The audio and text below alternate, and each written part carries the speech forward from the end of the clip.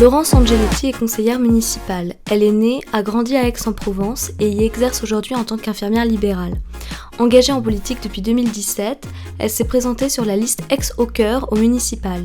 Elle se dit animée par la volonté de favoriser l'égalité des chances. Jean-Marc Perrin, lui, est conseiller départemental des Bouches-du-Rhône et siège au sein de la majorité départementale de Martine Vassal. Membre de l'UMP depuis sa création en 2002, puis des Républicains depuis 2015, il a été maire adjoint d'Aix-la-Durane pendant 12 ans et était alors en charge de l'aménagement du secteur. Unis par une même volonté de servir les Aixois, Laurence Angeletti et Jean-Marc Perrin sont candidats sur la liste Ensemble Protégeons les Aixois, qui représente l'union de la majorité départementale et de la majorité présidentielle aux élections départementales 2021 pour le canton 2 d'Aix-en-Provence. Bonjour à toutes et à tous. Aujourd'hui, à l'occasion des élections départementales, on a le plaisir d'accueillir Monsieur Jean-Marc Perrin et Madame Angeletti, qui représentent la liste Ensemble Protégeons les Aixois. Merci d'être ici aujourd'hui sur notre plateau. Tout d'abord, on vient d'entendre votre biographie. Est-ce que vous aimeriez rajouter quelque chose pour les internautes qui peut-être ne vous connaîtraient pas ? Moi, je voudrais rajouter que l'engagement que j'ai pris aujourd'hui aux côtés de Jean-Marc, c'était un engagement qui coulait de source parce qu'on s'était déjà rencontrés, qu'on avait élaboré des projets ensemble et qu'au décours de l'année qu'on a vécue, c'est venu comme vraiment une évidence avec cette crise qu'on a traversée. Oui, moi je rajouterais à peu près la même chose en disant que notre binôme est très complémentaire. Vous aurez observé que je suis le seul candidat en exercice. Je préfère dire en exercice que sortant parce que je continue à travailler au conseil départemental. Et j'ai eu le plaisir de rencontrer Laurence Angeletti qui a une grosse expérience professionnelle. Et de nos jours, l'expérience professionnelle compte surtout lorsque vous êtes une professionnelle de santé. Donc elle est habituée malheureusement à être engagée pour lutter contre cette crise sanitaire. Et j'ai trouvé qu'elle avait un excellent profil pour devenir une très, très belle conseillère départementale. Elle a tout à fait le profil. D'accord, merci beaucoup. Concrètement, pourquoi ? Quelles sont vos motivations pour vous présenter à ces élections départementales pour le canton 2 d'Aix-en-Provence ?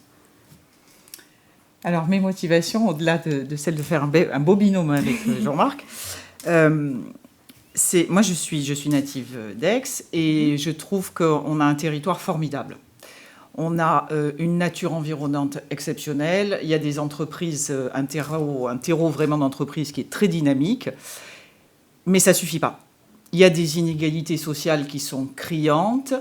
Il y a des différences vraiment dans l'accès aux services, des retards qui sont inacceptables en 2021, notamment pour les personnes les plus fragiles.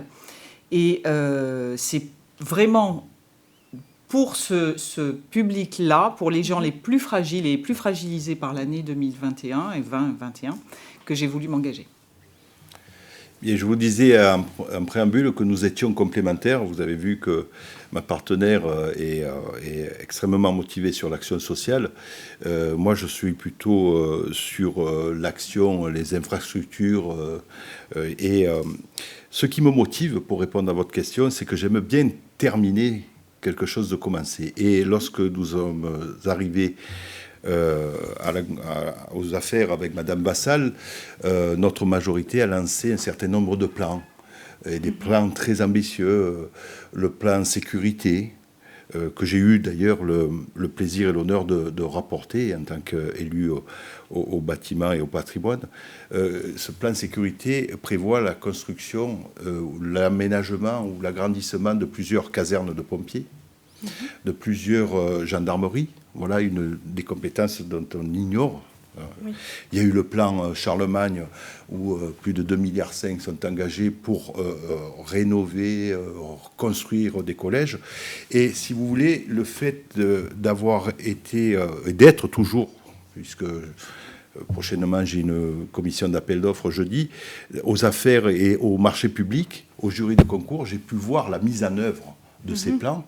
Et ce sont des plans, bien entendu, comme le plan handicap et bien d'autres qui nécessitent des années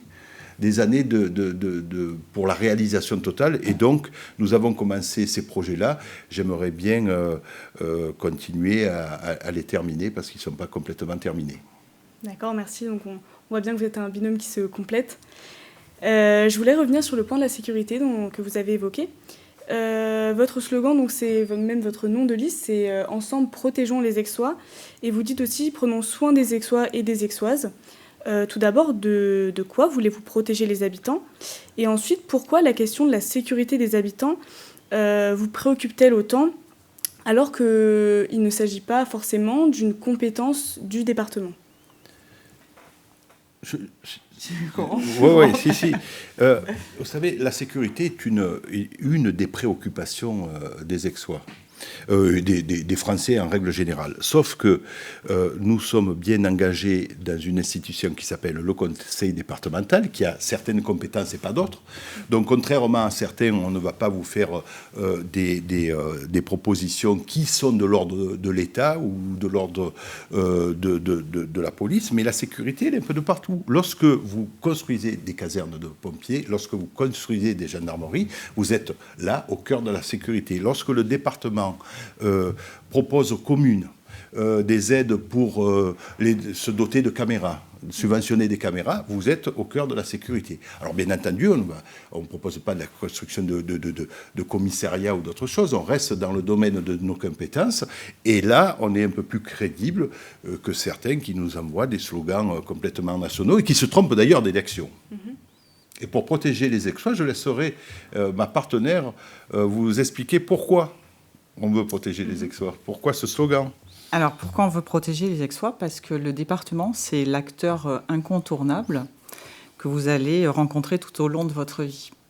Au départ, c'est l'acteur, l'institution qui prend en charge la petite enfance, les PMI, les établissements d'accueil pour les personnes handicapées, jusqu'aux personnes âgées avec les EHPAD, etc. Donc, la protection, c'est pas exactement la sécurité. Voilà. La protection, c'est plus large. On est dans un pays qui a grandement souffert, mais qui a été très protégé, quand même, quoi qu'on en dise, cette année, aussi bien sur le plan de la santé, puisqu'on a évité aux hôpitaux d'exploser, que pour les entreprises, etc. Je crois que pour être un adulte autonome et accompli, il faut avoir été accompagné dès le départ et protégé. C'est ça qui donne le sentiment de sécurité. Le monde actuellement, il est en grande mutation. Nous avons des grandes mutations à faire au niveau de notre département. Et c'est dans ce sens-là que nous voulons protéger pour pouvoir accompagner et avoir un département plus fort. D'accord.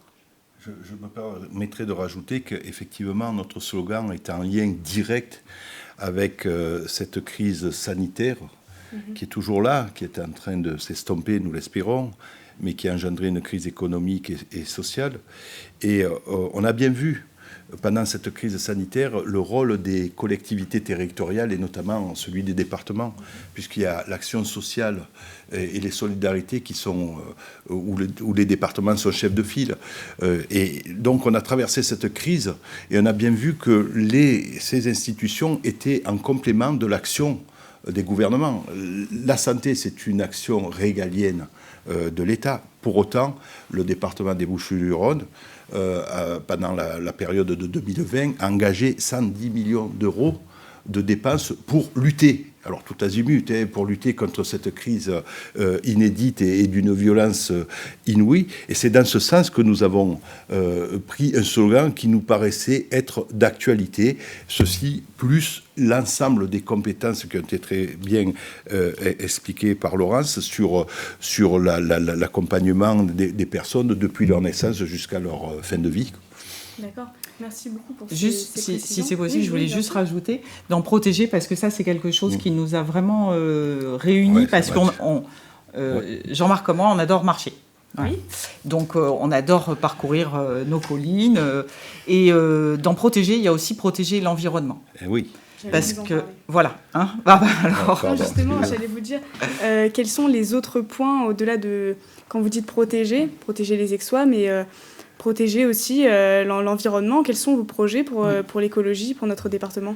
Alors, déjà, il faut savoir une chose, c'est que le conseil départemental des Bouches-du-Rhône est le plus grand propriétaire terrien d'espaces naturels de France. Donc, si vous voyez tout ce qu'on a à faire à protéger. Et justement, nous sommes très attirés par tout ce qui est protection de l'environnement. Et on propose, ça fait partie de nos priorités, de mettre plusieurs dispositifs. Quels sont-ils les dispositifs ?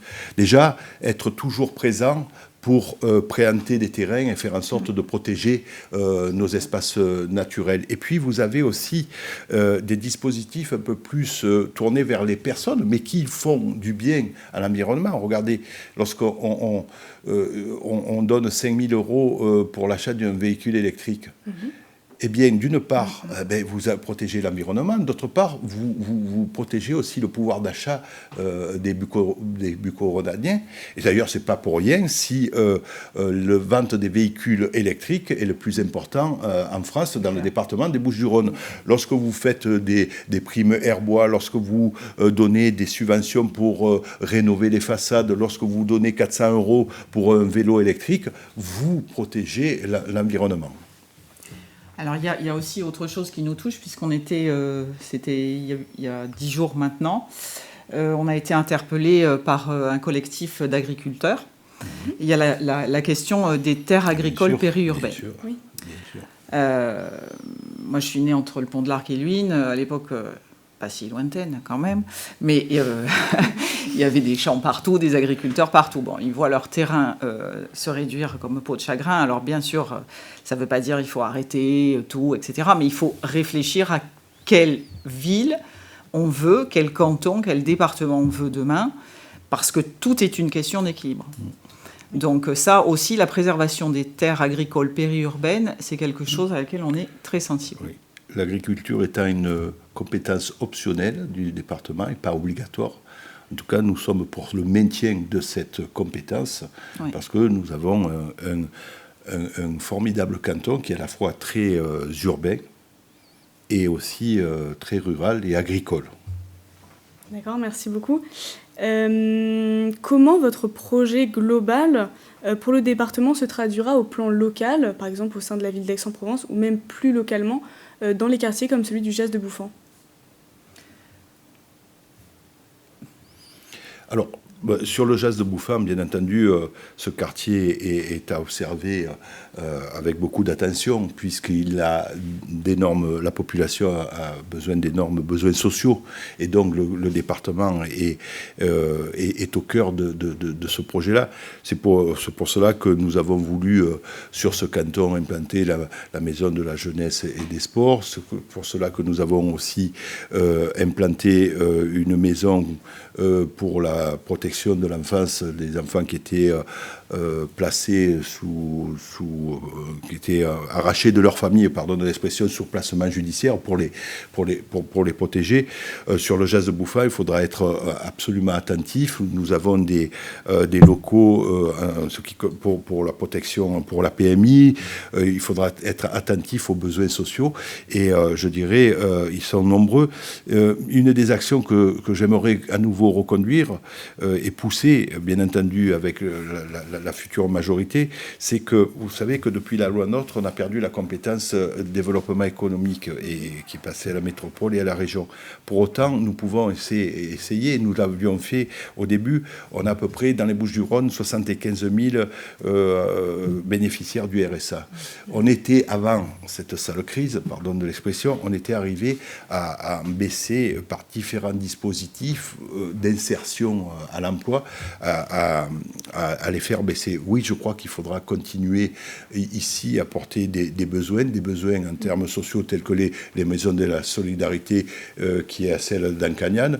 Dans un bilan aussi pas très loin d'ici, pour moi, le Jas de Bouffan, Ancagnan, c'est le même territoire, mais on a bientôt fini la rénovation de la maison médicale qui est à la rue Calmette-Guérin, qui permet des consultations PMI, des consultations prénatal, des tests de différents dépistages dont le sida. Voilà, je crois que ce qu'il faut, c'est que le conseil départemental soit au cœur des besoins principaux, puisqu'il est chef de file dans l'action sociale et les solidarités, et que sur son énorme budget, parce que nous avons la chance d'avoir un énorme budget au conseil départemental, ça frise presque les 2,8 milliards, il y a 51% de ce budget qui part à l'action sociale au sens large. Oui.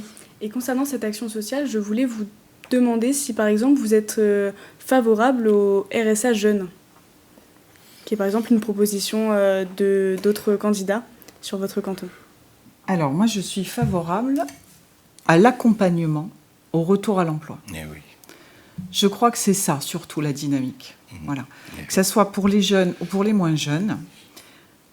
L'important, me semble-t-il, dans le RSA, c'est de sortir de cette logique qu'on appelle la logique du guichet. Il faut un accompagnement, il faut un projet. C'est comme tout. Il y a des droits et des devoirs dans la vie.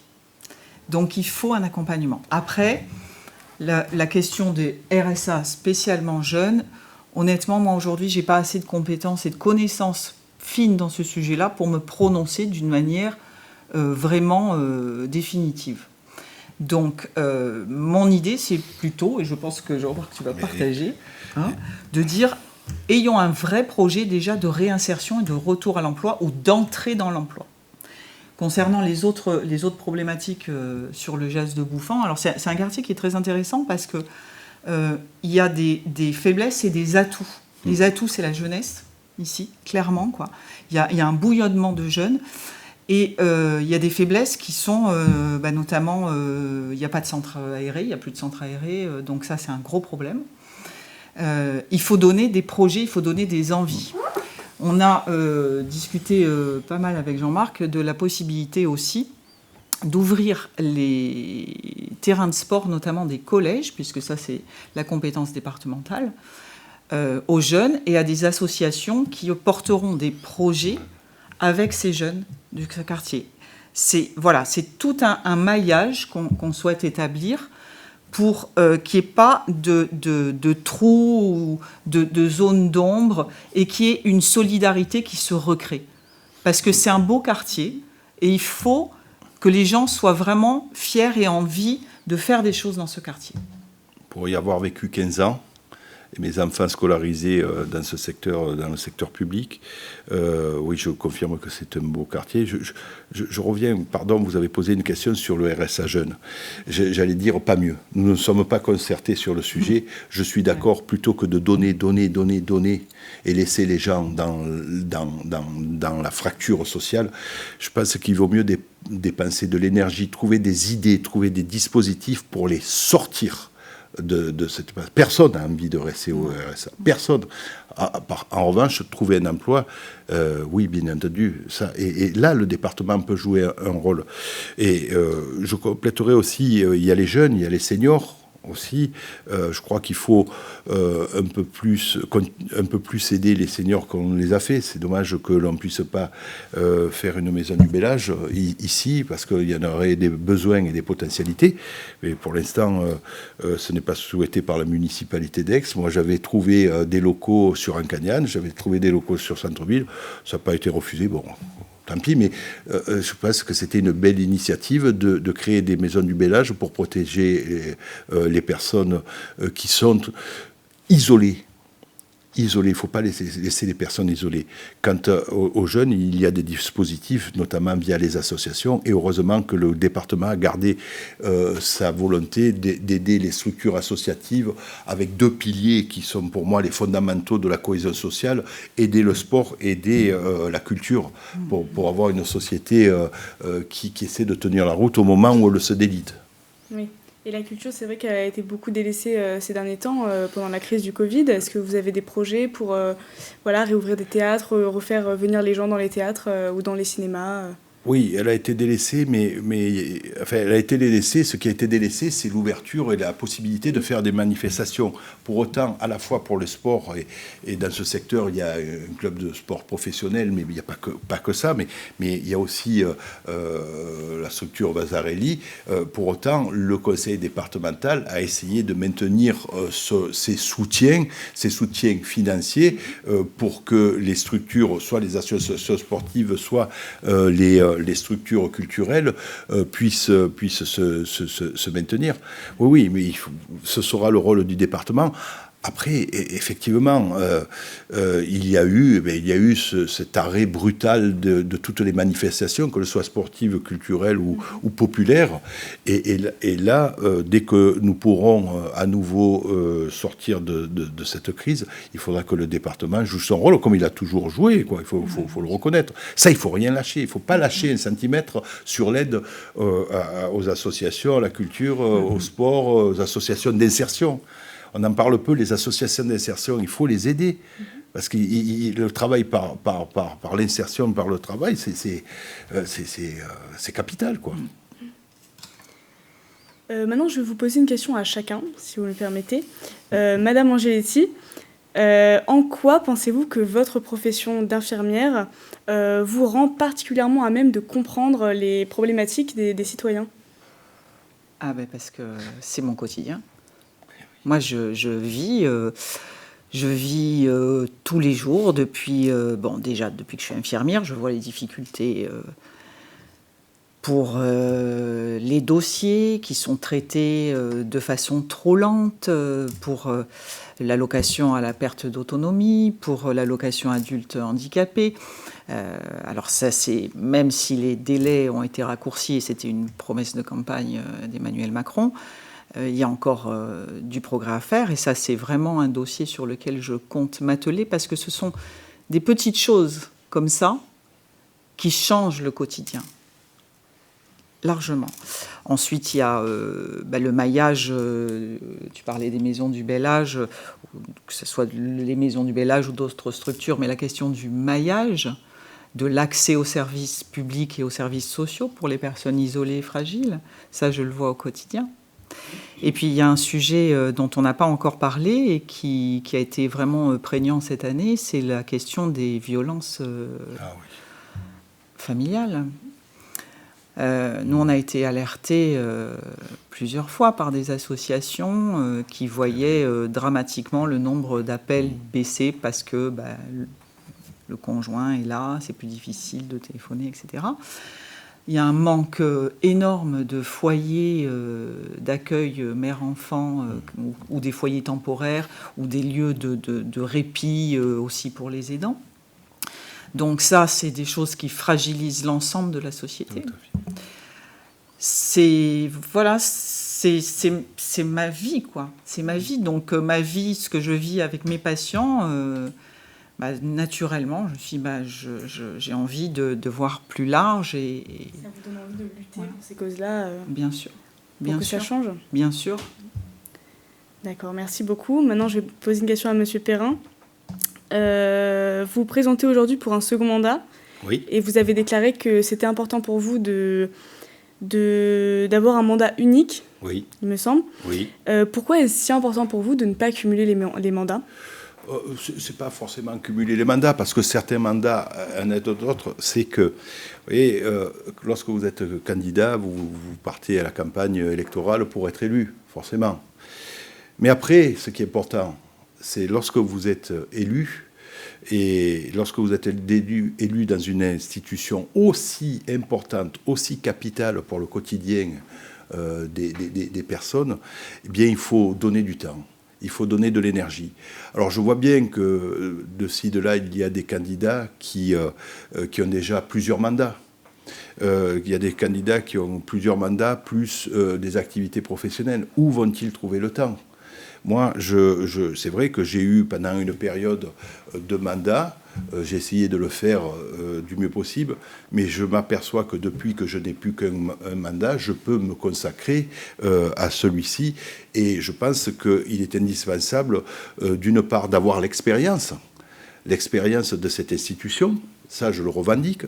Je revendique aussi, tant pis si je suis pas modeste, d'avoir un bon bilan.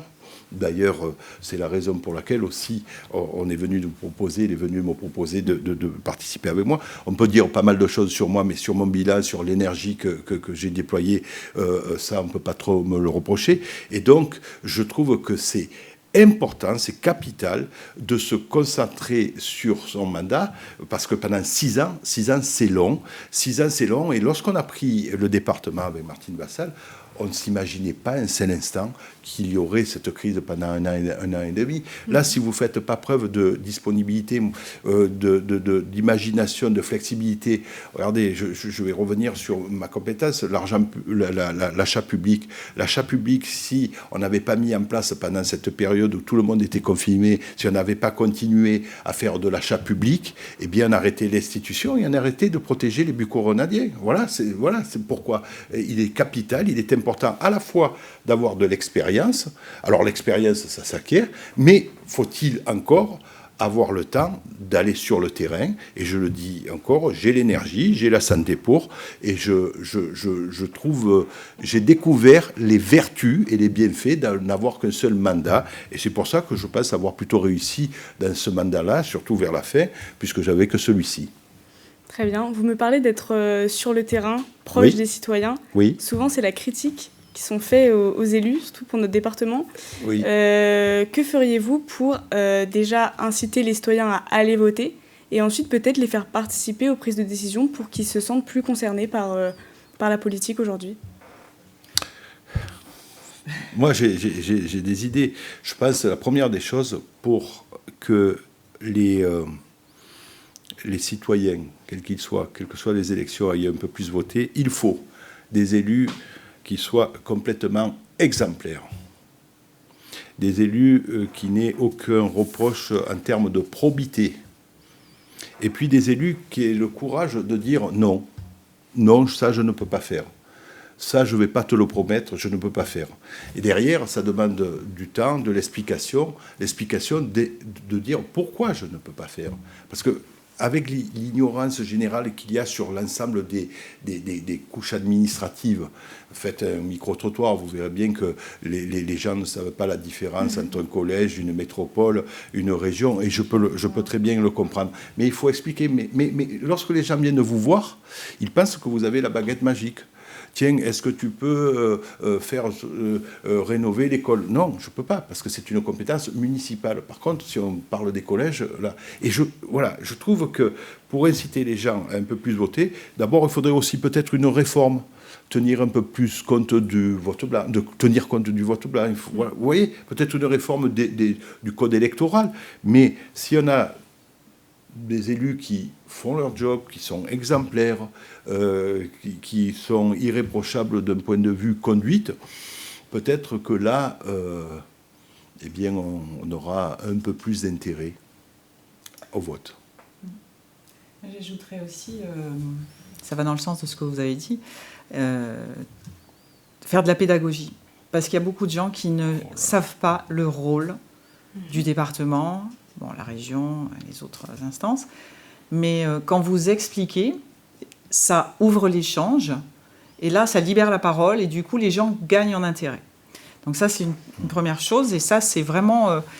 il faut battre sa coulpe en tant que personne politique pour dire il faut aller sur le terrain, expliquer.